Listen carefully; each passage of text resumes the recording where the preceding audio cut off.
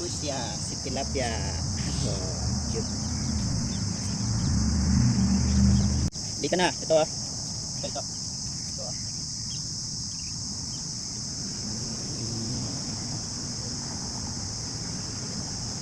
Talagang lang to. Talagang lang.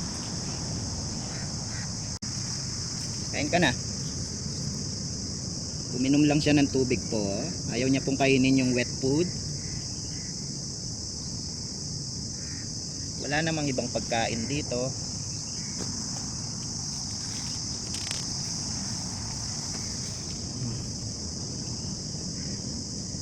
Sige na, kainin mo na yan.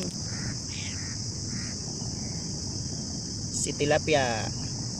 Ito po, gaya niya kapon na po yan, no? Kung mapapansin niyo po yung kaliwang tenga niya, may tapyas na. Yan po ay kinapon na, tapos binalik na dito. Ganito po rito. Kinakapon po yung mga stray cat.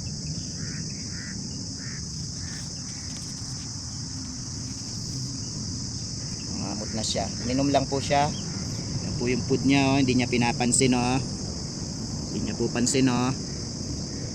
Tilapia. Saan ang punta mo? Yan po. Ayan. Si tilapia, tas doon banda naman.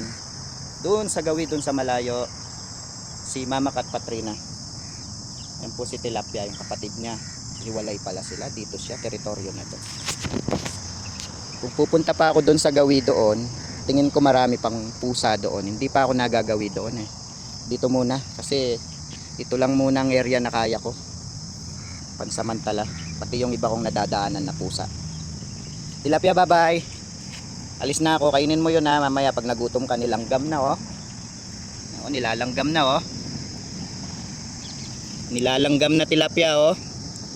Lagyan natin tong mga langgam din eh, para dito na lang langgamin at wag na doon.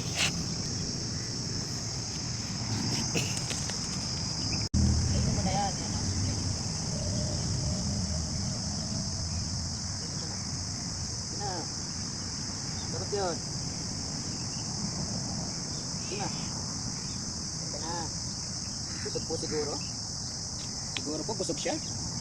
Ayaw po kumain. Yan po siya. Busog po siguro.